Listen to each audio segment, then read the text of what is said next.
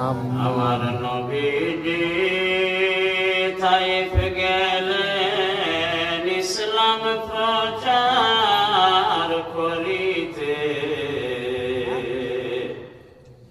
বুঝলাম না রে তাইফবাসী মারলায় আমার নবীকে।